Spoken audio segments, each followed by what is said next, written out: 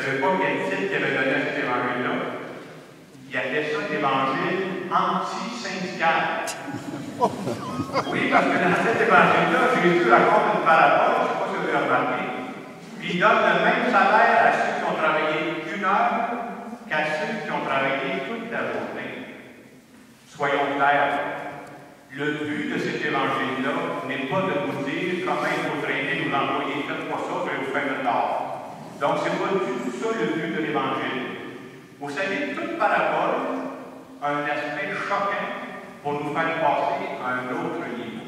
Je vous explique dans quel contexte Jésus compte cette parabole-là. Au tout début de l'Église, les premiers chrétiens, la plupart des premiers chrétiens, c'était des bons juifs qui s'étaient convertis parce qu'ils avaient rencontré Jésus et avaient décidé de le suivre. Et ces bons juifs-là, comme ils venaient du judaïsme, c'est des gens qui avaient suivi la loi stricte depuis qu'ils étaient jeunes. C'est assez vague par rapport. Et voilà qu'après un certain temps, dans les débuts de l'Église, il est arrivé des païens. Des païens, c'est des gens qui ne croyaient pas au début. C'est des gens qui sont dans nos mondes autres qui avaient bamboché. Ils avaient fait la vie ce monde-là. Puis à un moment donné, ils se convertissaient et ils devenaient chrétiens.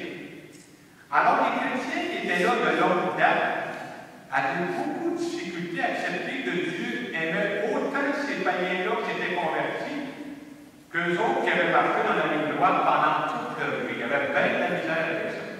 Et quand Jésus compte cette parabole-là, il veut dire de son Père, l'amour de son Père, ne cherchez pas à calculer ça, ça dépasse tous nos calculs. L'amour de son Père, c'est gratuit. Puis Dieu, c'est quelqu'un qui sera toujours capable et qui voudra toujours accueillir son enfant qui revient vers lui. Il y a un autre passage que je retiens beaucoup de cet évangile-là. Vous savez, dans la parabole, le propriétaire qui engage à toutes les heures. Il dit, il commence de 3 heures le matin, il engage à 9 heures, à midi, à 3 heures, à 5 heures. Et moi, le message principal que je retiens cette semaine, c'est de dire que Dieu aura besoin de moi à tout âge de ma vie. Et Dieu a voulu ça. Avoir la foi, c'est croire que à toutes les étapes de ma vie, là, Dieu aura besoin de moi. Et si je disais ça d'une autre façon, ce matin, je vous dirais qu'en 1840, je suis sûr, Dieu n'avait pas besoin d'aucune des personnes qui sont dans l'Église ici ce matin. Dieu avait besoin d'humains et d'autres modèles, pas de modèles nous autres. Et aujourd'hui, en 2011, c'est nous autres qui nous sommes en vie. Vous savez ce que ça veut dire? Dieu a besoin de notre modèle. Et c'est important de se rappeler ça. Dieu a besoin de moi aujourd'hui où je suis.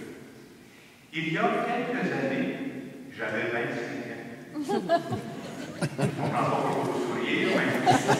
Alors, à 25 ans, vous savez, il y a des choses que j'avais en plus et des choses que j'avais en moins. On a juste apprendre ça au plan physique. Hein. À 25 ans, j'avais un peu plus de cheveux. Puis à 25 ans, j'avais un peu moins de lunettes. À 25 ans, je courais vite. Et à 25 ans, j'avais vraiment le goût de changer de monde. Moi, à 25 ans, j'avais déjà eu l'expérience, j'avais vécu 2 ans d'Afrique. Et la seule chose que je rêvais à ce moment-là, c'est de retourner en Afrique. Je vais y aller en creuser les puits. Je vais y aller en bâtir les écoles. On va prendre soin de ce monde-là. Aujourd'hui, j'ai plus 25 ans, mais c'est tout proche. J'ai juste réfléchi, moi je suis rendu à 52. Et à 52 ans, je ne suis pas vieilli. J'ai encore le goût de changer le monde. Mais l'expérience m'a appris que je ne ferais pas ça tout seul. Je vais le faire avec d'autres. Et j'ai compris avec le temps qu'aujourd'hui, moi je pense que Dieu, là, il veut que je sois missionnaire au Québec. Dieu veut que je donne autant souvent, le plus souvent possible, une parole d'espérance dans un monde qui en a tellement besoin. Mais vous savez, là, moi, j'ai moins d'énergie que j'en avais à 25 ans. Et d'après ce qu'on me dit, je ne sais pas, mais ça a l'air que dans 25 ans ici, ça se pourrait que j'en ai un peu moins aussi. Est-ce que ça veut dire que Dieu va m'aider moins si je suis moins productif? L'Évangile de ce matin répond d'Athlon. La réponse c'est non! Dieu va m'aimer autant. Et si jamais moi je fais un centenaire, prends des gélules d'Olivier Gagnon. Si jamais je fais 113, puis rendu à 113, je suis plus capable de faire des messes devant vous autres comme je le fais là, je suis plus capable de faire des opinions en public. La seule chose que je suis capable de faire, c'est de prier seul dans le fond de ma chambre. Est-ce que Dieu va m'aimer autant? Ben oui. C'est beau d'entendre ça, hein? C'est le message qu'on nous lit ce matin. Quand on voit le propriétaire appeler les gens à toute heure de la journée, c'est une façon de dire à toute heure de la vie, Dieu continue de nous appeler. On a juste à voir des passages. Moi, j'essaie de penser cette semaine. À 11 ans, moi, j'étais un camion du courrier de Saint-Jacinthe. À 18 ans, j'étais un moniteur dans les camps d'été d'un petit village Saint-Anicette au bord de Vinci. À 26 ans, j'étais professeur de mathématiques, j'enseignais à Rosemère au bord de Montréal. Aujourd'hui, je suis curé en paroisse.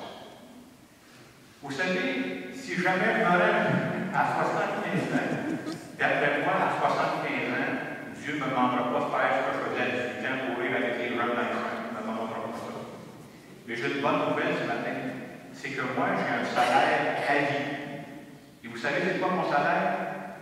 L'amour de Dieu ne me fera jamais défaut. Ça, c'est le salaire que Dieu m'accorde. Cette semaine, mardi soir, je suis allé visiter une dame très âgée qui vit dans une résidence. Bon, je suis allé avec elle, et à un moment, elle s'est même jasée, elle me dit, genre, elle dit, souvent, la nuit, maintenant, je me réveille, puis j'arrive pas à m'endormir. J'écoutais ça, je sais pas que ça m'arrive. Puis elle dit, quand ça m'arrive, tu sais qu'est-ce que je fais? Elle dit, je chante mon chapelet. Puis je prie pour ma famille, puis après même le petit curé de Saint-Jacinthe. Je l'écoutais, et je me suis dit, Dieu a encore besoin d'elle. Et vous savez ce que je crois, moi? Je crois que Dieu l'aime autant aujourd'hui que quand elle avait 30 ans, elle courait derrière ses enfants, ah oui, ça marchait ses affaires. Dieu l'aime autant. Dans la première lecture qu'on avait ce matin, on nous disait, c'est Dieu qui parle. Mes pensées ne sont pas vos pensées. Mes chemins ne sont pas vos chemins. C'est vrai parce que Dieu va toujours nous surprendre. Puis Dieu qui n'est pas centré sur la production, nous autres, on est tellement centrés sur la production, c'est pas ça son critère. Il nous aime gratuitement.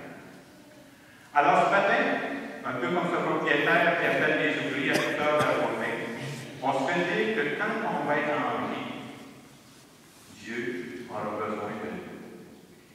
Et on pourrait se demander, à l'étape où je suis rendu là, qu'est-ce que Dieu attend de moi présentement? Parce que c'est sûr qu'il a besoin de moi. Alors, je vous laisse un moment de silence pour y penser et soyez sûrs d'une chose. Vous allez avoir le plein salaire, peu importe à quelle époque vous êtes rendu.